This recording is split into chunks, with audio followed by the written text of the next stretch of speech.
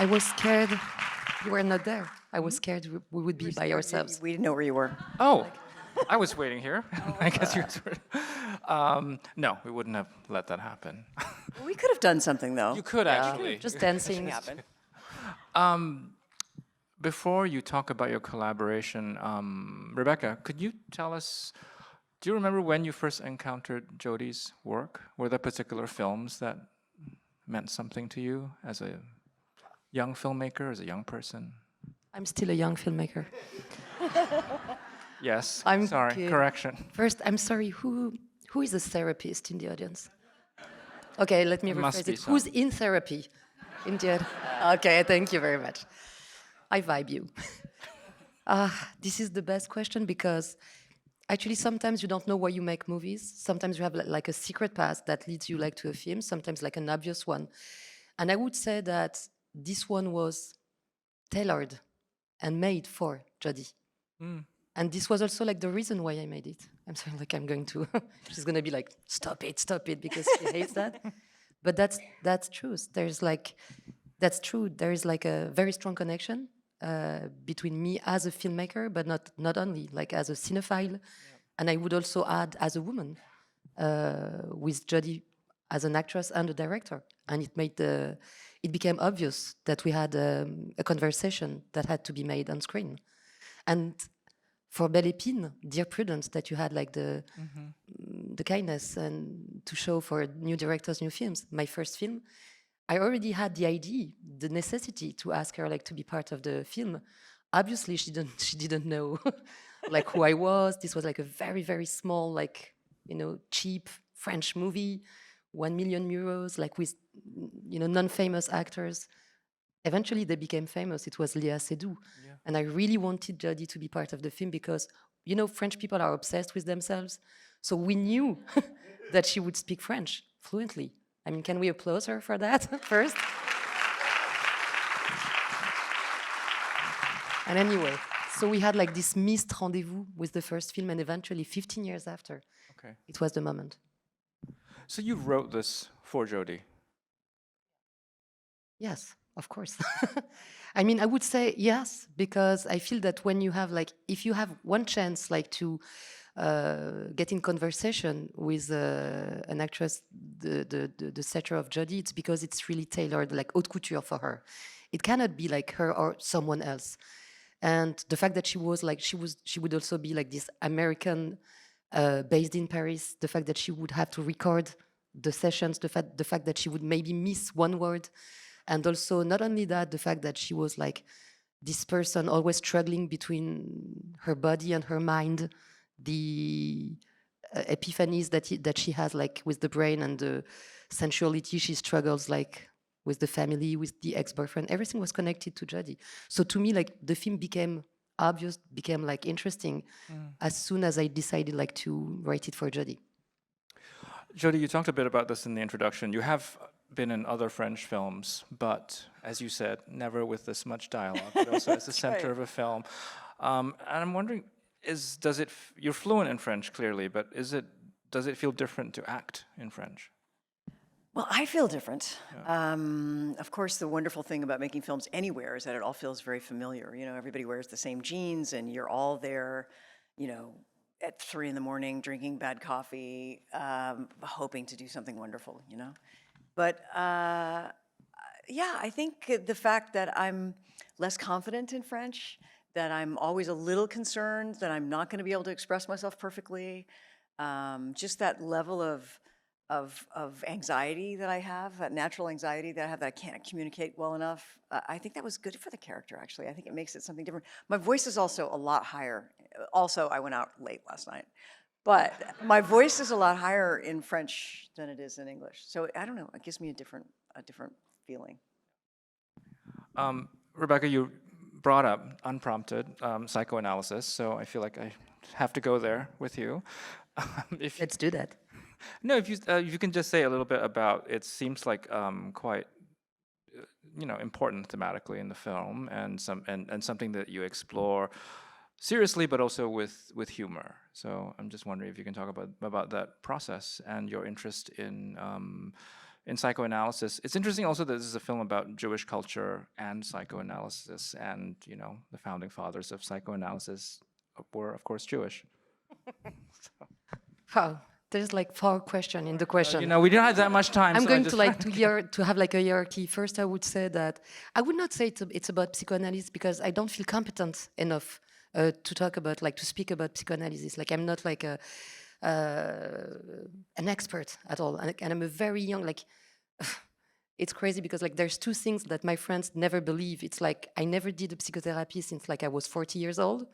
I needed this desperately, but I just started 5 years ago, and maybe anyway, it's not interesting, but maybe it was the last session just before the film has been done.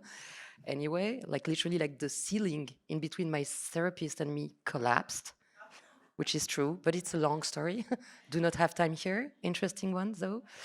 So I would not say it's about psychotherapy, but I would say it's about Jewish humor. And there's something that was the plot, the beginning, the starting, the sparkling of the plot that would be what happens when you tell your stories to your therapist and she starts to sob behind you. And I felt it was hilarious. I don't know. I felt is this are you okay? And you're just talking about your mom and stuff. And she's just she has this feeling that is so important today and that we strangely forget. And that is empathy.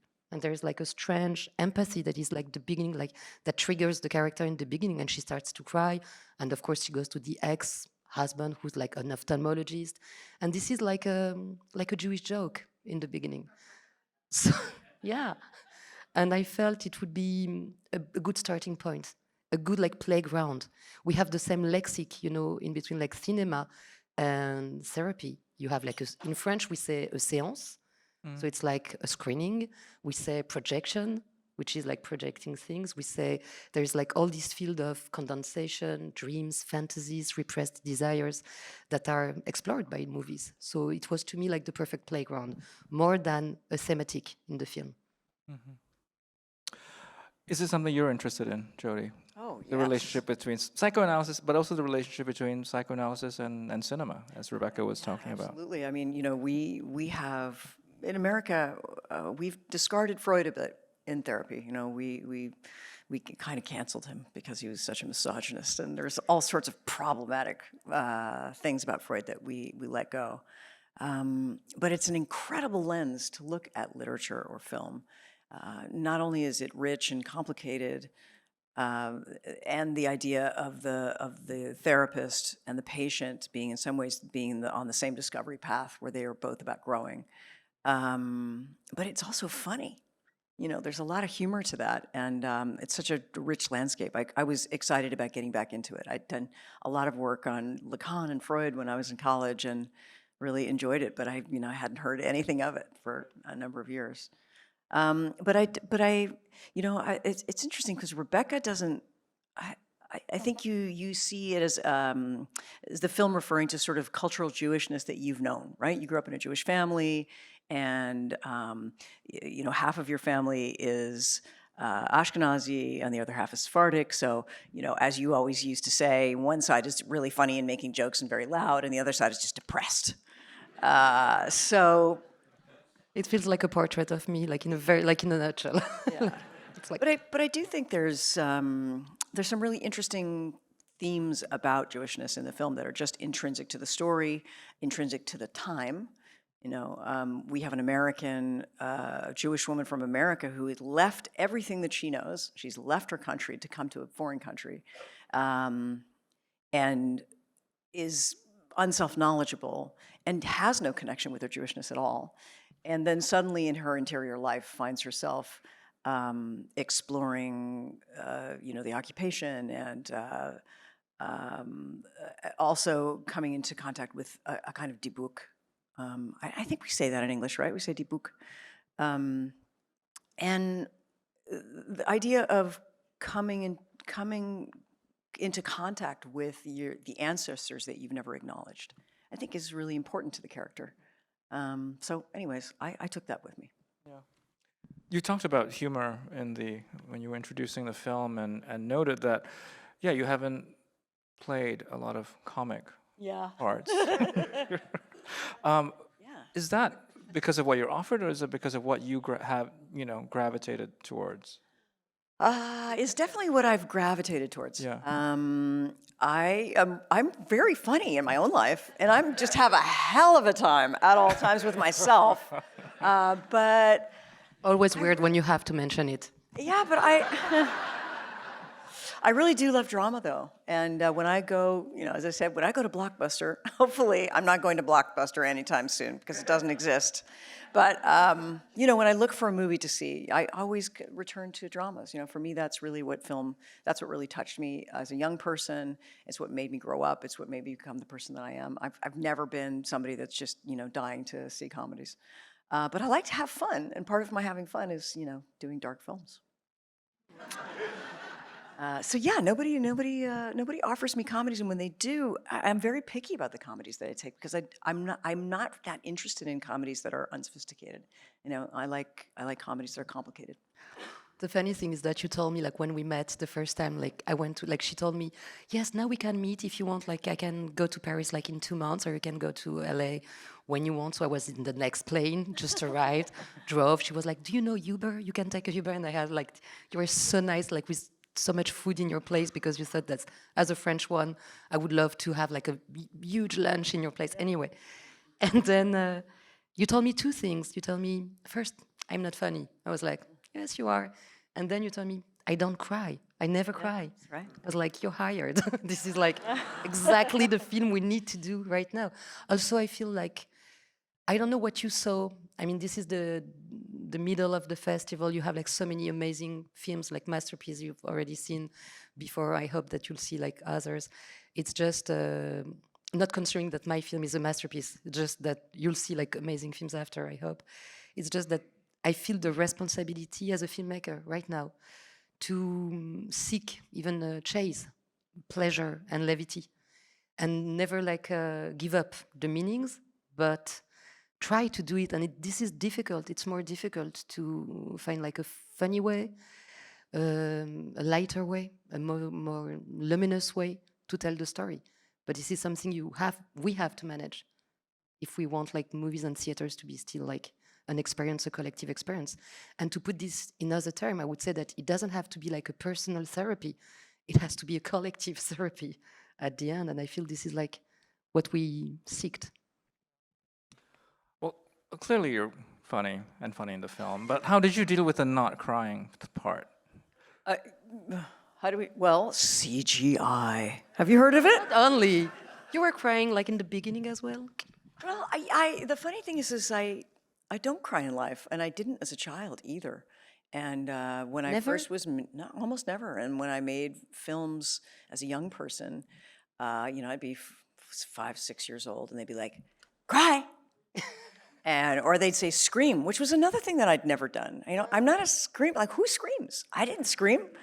Maybe there are other 6-year-olds that screamed, but I didn't scream. And I remember that it's a cruel joke for somebody like me, to have had this job as a young person. And I had to come up with, because I was not a trained actor, I didn't want to be an actor, I don't know how to fake things. So I really had to come up with a whole way in. And so I can't fake cry. So the part where I'm just standing there and then suddenly water comes out of my eyes, I was like, I can't do that, Rebecca. I can't just have like water come out of my eyes. Like, who can do that? I don't know who can do that. So she knew that, and she had a really nice special effects guy that was able to do it for me.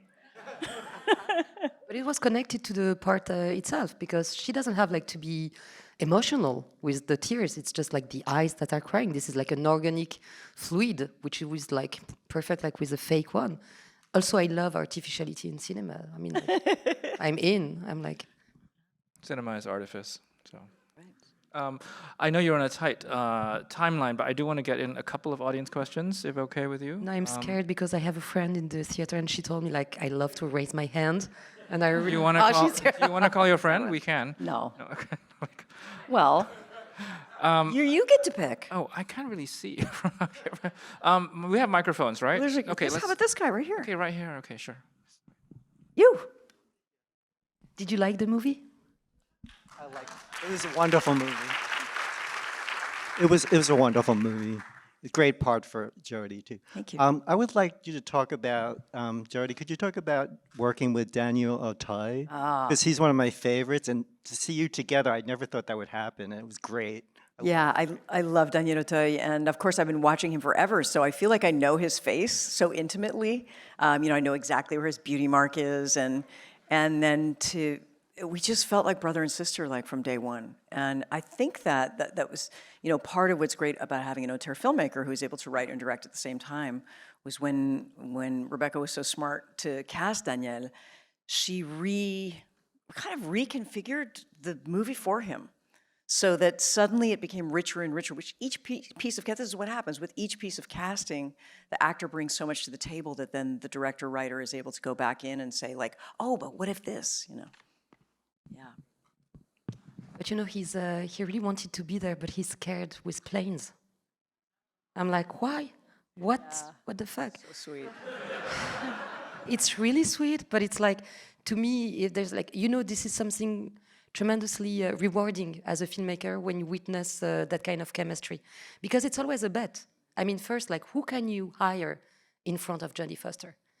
It's like, wow, who's the guy who's going to be like, hey, I'm your ex, like, let's just investigate together, like Miss Marpling all together in Paris, being a nice guy, being someone you want to have dinner with after the screening. So, and eventually, and being like, having this part of meridionality, like Mediterranean in him. Mediterranean. The Mediterranean, the fact that Daniel Auteuil was born in Algeria. He has this very meridional culture. He's bringing comedy with him as well, because he knows exactly how to perform in a Claude Sauté movie. Claude Sauté, a director that you love, Denis Lim. We Conversation talked at dinner yesterday. last night about this. And also being in Les Soudoués, like very huge mainstream comedies from the 70s in France. So he knew that. And when I filmed them in the elevator, who, by the way, was a real one, it surprised Jodie because she's just used to have like fake ones in huge productions. And this was like a French movie. And she said like, this is a real one? And I said, yeah, it's a real one. And they had like to kiss and be so sensual together. And they were like, are you sure it's interesting? Like people want to see it? And I was like, yeah, really. And I'm very happy that the chemistry worked. I could tell it's like two continents of movies and cinemas and countries. I loved it. I'm getting the sign that we really have to wrap up because you have to be somewhere, I think, unfortunately. Yes. But Oh, yes. thank you so much. Thank you. Thank you.